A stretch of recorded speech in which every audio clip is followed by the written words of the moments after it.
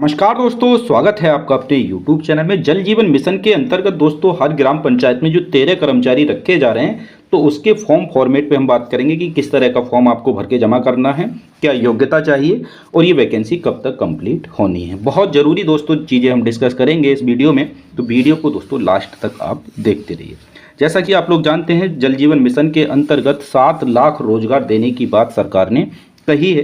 प्रत्येक ग्राम पंचायत में कम से कम 13 कुशल कारीगरों को दोस्तों यहाँ पर रखा जाना है। काफ़ी सारे दोस्त सवाल कर रहे हैं कि सर ये भर्ती तो बहुत पुरानी है, कंप्लीट हो चुकी है। तो ये एक बात आप ध्यान रखें, बहुत सारी ग्राम पंचायतों में इस भर्ती को पूरा कर लिया गया है, लेकिन अभी बहुत सारी ग्राम पंचायत ऐसी हैं जहाँ पर इनका चयन अभी नहीं हो पाया है और प्रक्रिया चल रही है। ये बिल्कुल ओपन भर्ती रहने वाली है दोस्तों, इसका कोई ऑफिशियल स्टेटमेंट वगैरह या ऑफिशियल फॉर्म या ऑनलाइन फॉर्म नहीं है। पूरा फॉर्म जो है वो यही है जो आप देख रहे हैं। कौन कौन से पद हैं, तो पहले तो आप यही देख लीजिए पद कौन कौन से हैं, ठीक है ना। फिर हम योग्यता की बात कर लेंगे कि इसमें योग्यता क्या क्या मांगी गई है। इलेक्ट्रीशियन, जिसमें ITI मांगा जाएगा। इलेक्ट्रीशियन, दूसरा इलेक्ट्रीशियन 2 पद हैं इलेक्ट्रीशियन के, यहाँ पे भी ITI, plumber ITI, pump operator के लिए भी ITI, मोटर मैकेनिक के लिए ITI, फिटर के लिए भी ITI, राजमिस्त्री के लिए कोई ITI नहीं, राजमिस्त्री कारीगर के लिए भी कोई ITI नहीं है। तो 13 कर्मचारी दोस्तों यहाँ पर रखे जा रहे हैं, जिनमें ज़्यादातर पदों के लिए ITI मांगा हुआ है। 10th के बाद अगर आपने ITI किया है, NCVT, SCVT जिससे भी किया है, तो आप इसके लिए एलिजिबल हो सकते हैं और अपने ग्राम प्रधान या BDO से इसके बारे में गहन चर्चा करके फॉर्म ले करके भर के जमा ब्लॉक में करा सकते हैं। अब बहुत सारे दोस्तों के सवाल ये हैं कि सर ये कोई जॉब नहीं है, ये सब प्रशिक्षण दिया जाएगा और जब काम होगा तब पैसा मिलेगा। तो यहाँ पे एक बात समझने की कोशिश कीजिए आप। देखिए, जहाँ पे टंकी लगाई जा रही है गांव में, ये पद जो भरे जा रहे हैं मूलतः जो गांव में, हर गांव में सरकार जल देने की बात कर रही है ना। जो टंकी लगाई जा रही है तो उस पर कुछ कर्मचारी तो चाहिए, ये तो बिल्कुल सीधी और साफ बात है। एक इलेक्ट्रीशियन का होना भी जरूरी है, एक पंप ऑपरेटर का होना भी जरूरी है ना, एक मोटर मैकेनिक का होना भी जरूरी है, एक फिटर का भी होना जरूरी है। क्योंकि जब इतने बड़े पैमाने पे गांव में पानी वितरित किया जाएगा तो उसको देखने के लिए कम से कम कुछ कर्मचारी तो रखे ही जाएंगे। अब डेली ट्यूबवेल चलाने के लिए एक व्यक्ति चाहिए, जिस व्यक्ति डेली पानी आता है तभी तो आपके घरों तक पहुँचता है, जब वहाँ पर टंकी में पानी डेली इकट्ठा होता है, तो जैसा आप जानते ही।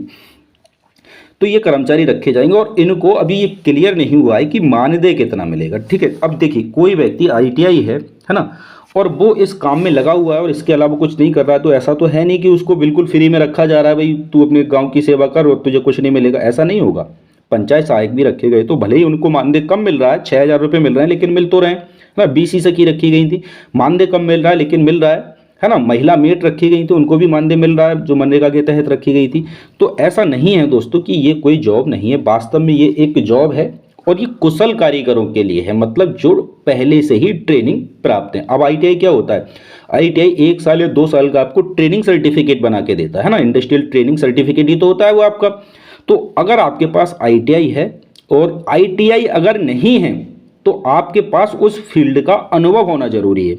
मान के चलो कि आपके गांव में ये 12-13 पद निकले हैं, जिसमें से 9 पदों के लिए ITI मांगा है। अब आपके गांव में कोई है ही नहीं ITI, ऐसी कंडीशन हो सकती है कि 9 लोग ITI नहीं है, 2 से 3 लोग ITI हैं, तो बाकी लोगों को कैसा रखा जाएगा, तो उनको अनुभव के आधार पर रखा जाएगा। मेरी बात समझ रहे हैं आप, अनुभव के आधार पर उनका जो प्रमाण पत्र बनता है, जैसे ये मान के चलिए आप, कोई व्यक्ति बिजली का काम जानता है, बहुत अच्छे से फिटिंग वगैरह सब कर लेता है, लेकिन उसके पास ITI का सर्टिफिकेट नहीं है, मतलब कहीं से कोई सर्टिफिकेट नहीं, लेकिन अनुभव है उसके पास। क्या है, काम करने का अनुभव है।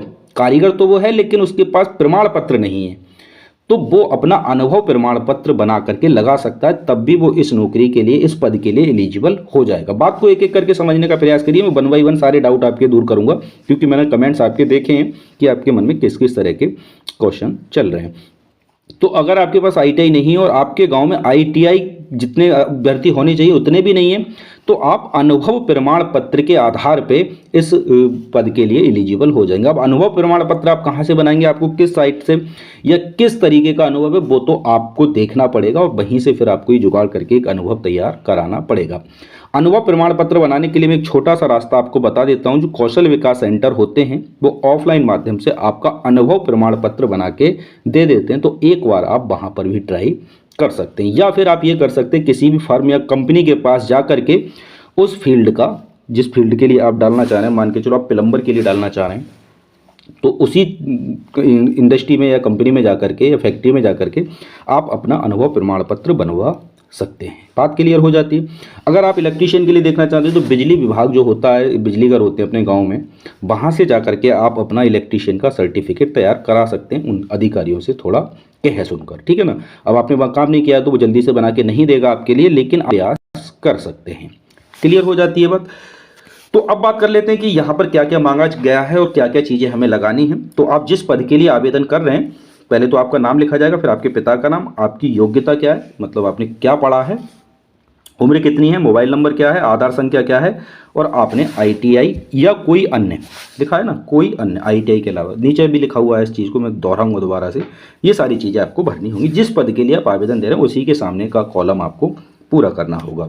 ये फॉर्म आपको प्रधान ब्लॉक से बड़ी आसानी से मिल जाएगा, ठीक है ना।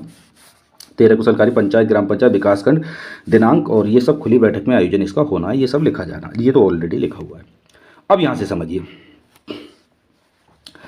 ये अनुभव प्रमाण पत्र, यहाँ पे देखिएगा, यहाँ पे इसको देखिएगा, अनुभव प्रमाण पत्र या कौशल विकास मिशन प्रमाण पत्र आप चल जाएगा, ITI चल जाएगा, इन तीन में से कोई आपको एक देना होगा। अब यहाँ पे नोट करके एक चीज़ लिखी हुई है, उसको ध्यान से देखिएगा दोस्तों। आप ग्राम पंचायत के ITI कौशल विकास मिशन योग्यता धारकों को चयन किया जाना अनिवार्य है। ग्राम पंचायत में उक्त योग्यता धारक उपलब्ध ना होने पर, मतलब जैसे ITI उपलब्ध नहीं है, मैंने जो आपसे शुरू में कहा था, उपलब्ध ना होने पर अनुभव वाले लोगों का चयन किया जा सकता है, जिसका अनुभव प्रमाण पत्र संलग्न किया जाना अनिवार्य होगा। ये वाली बात तो मैं पहले ही आपको क्लियर कर चुका हूं कि अनुभव प्रमाण पत्र के आधार पे भी आप इन पदों को ले सकते हैं। बात क्लियर हो जाती है।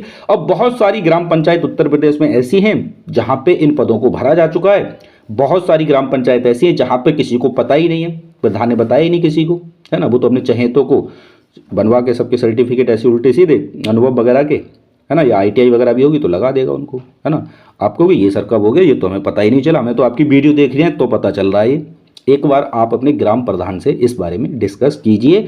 ग्राम प्रधान कुछ ना बताए तो अपने ब्लॉक का जो BDO होता है ना, सचिव जिसको कहते हैं, उससे संपर्क करिएगा। अगर भर्ती हो गई है तो कार्रवाई करिएगा कि हमें आपने बताया क्यों नहीं, और नहीं हुई है तो इसमें भाग लीजिएगा। बात क्लियर हो जाती है आप लोगों को। तो जो भी आपके कमेंट्स हैं आप लिख दीजिए। अगर आपके मन में कोई सवाल है तो मैंने ज़्यादातर चीज़ें आपको कवर कर दी हैं इस वीडियो में, आपको दिखाया है कि किस तरह का ये फॉर्मेट है, फॉर्म वाला फॉर्मेट, है ना। हालांकि आपके लिए नहीं, प्रधान और सचिव के लिए है, ठीक है ना। आपको जो फॉर्म मिलेगा वो होगा ऐसा ही, लेकिन वो दूसरी तरह का होना। ये तो एक पूरा वो है ब्यौरा जो कि लखनऊ प्रधान और सचिव मिलकर भर के भेजेंगे कि इन लोगों का चयन हम लोगों ने किया है। ये वो वाला फॉर्मेट है, लेकिन फॉर्म भी आपका इसी तरह का ही है। उसमें कुछ चीज़ें बदले हुए, इतने पद नहीं है उसमें, पद सारे यही हैं, लेकिन उसमें ये नहीं होगा हस्ताक्षर ग्राम विकास अधिकारी, हस्ताक्षर ग्राम प्रधान, यहाँ हस्ताक्षर आप नहीं देख रहे होंगे अपने, ठीक है ना। तो ये फॉर्मेट जो है प्रधान और सचिव का फॉर्मेट है, मतलब जो लोग चयनित हो जाएंगे उन लोगों का फॉर्मेट बना के लखनऊ भेजा जाएगा, फिर वहाँ से वेरीफाई होगा और उन लोगों के लिए ट्रेनिंग के लिए बुला लिया जाएगा, मतलब उन्हीं के विकासखंड स्तर पर इसकी ट्रेनिंग होगी, और फिर वहाँ से जो भी टूल्स वगैरह हैं वो आपको मिल जाएंगे और आपका काम स्टार्ट हो जाएगा। बात क्लियर हो जाती है आप लोगों को। तो आप अगर इच्छुक हैं तो अपने ग्राम प्रधान और BDO से जरूर डिस्कस करिएगा दोस्तों इस बारे में। एक छोटा सा प्रयास आपको एक नौकरी दिला सकता है। तो मिलेंगे दोस्तों आप लोगों से एक अगली वीडियो में। अगर चैनल पे आप नए हैं तो सब्सक्राइब करके आप हमारे साथ जुड़ सकते हैं। अगर वीडियो अच्छा लगा तो दोस्तों में शेयर कीजिए, जिससे कि गाँव में और लोगों को भी इस बारे में पता चल सके। तो मुलाकात होगी अगली वीडियो में दोस्तों, तब तक के लिए जय हिंद, जय भारत।